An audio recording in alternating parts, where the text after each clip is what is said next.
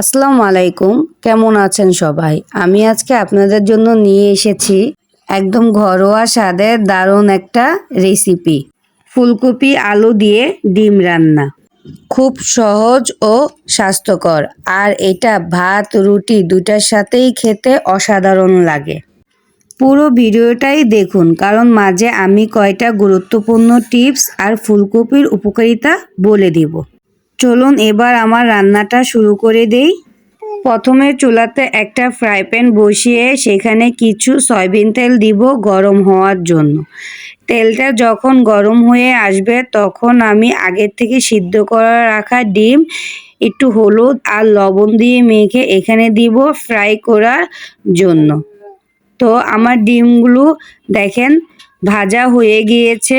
এখন আমি ডিমগুলো সাইডে তুলে রেখে ঠিক এই একই কড়াইতে আলু ও ফুলকপি একটু ভেজে নিব, সাথে একটু হলুদের গুঁড়া আর লবণ দিয়ে দিব। ফুলকপিটা আগের থেকে ভেজে নিলে ফুলকপির যে কাঁচা একটা ঘ্রাণ আছে সেটা চলে যাবে, আর অর্ধেকটাই সিদ্ধ হয়ে যাবে। বেশিক্ষণ সময় লাগবে না রান্না করার জন্য। তো আমার আলু ও ফুলকপি ভাজা হয়ে গিয়েছে। এখন আমি এটা সাইডে রেখে দিয়ে যেই পাতিলে রান্নাটা করব সেটা চুলায় বসিয়ে দিব। এখানে দিয়ে দিব কিছু বেশ পরিমাণে সয়াবিন তেল। তেলটা যখন গরম হয়ে আসবে দিয়ে দিব এখানে পেঁয়াজ কুচি। পেঁয়াজ কুচিটা একটু হালকা করে ভেজে নিব, তারপর এখানে দিয়ে দিব একটু রসুন বাটা। আমি আর কোনো মশলা এখানে ইউজ করব না। পেঁয়াজ আর রসুনটা একটু ভেজে নিব, তারপর হালকা একটু পানি দিয়ে এখানে দিয়ে দিব 1 চা চামচের মতন হলুদ গুঁড়া, আর 1 চা চামচের মতন মরিচ গুঁড়া, 1 চামচের মতন ধনিয়া গুঁড়া এবং পরিমাণ মতন লবণ দিয়ে মশলাটাকে ভালো করে ভুনে নিব। এবার মশলাটা ভুনতে ভুনতে চলুন জেনে আসি সবজি ও রেসিপির উপকারিতা। আমরা জানি ফুলকপি খুবই উপকারী একটা সবজি। ফুলকপিতে আছে প্রচুর পরিমাণে ভিটামিন সি, যা আমাদের ইমিউনিটি শক্তিশালী করতে সাহায্য করে। আবার ফুলকপিতে ফাইবারও থাকে, যা হজম শক্তি ভালো রাখে। আর আলু এর তো কোনো তুলনাই হয় না, ঘরের সবার প্রিয়, শক্তিও দেয় পেটও ভরায়। আর ডিমের কথা তো আলাদা করে বলার কোনো দরকারই নেই। এইটা হলো ন্যাচারাল প্রোটিন পাওয়ার হাউস। আজকের এই রেসিপিতে সব একসাথে মিশে দারুণ একটা স্বাদ তৈরি হবে। তো আপনাদের সাথে সবজি ও রেসিপির উপকারিতা বলতে বলতে আমার মশলাটা ভুনা হয়ে গিয়েছে। এখন আমি এখানে ভেজে রাখা ফুলকপি ও আলু দিয়ে দিব।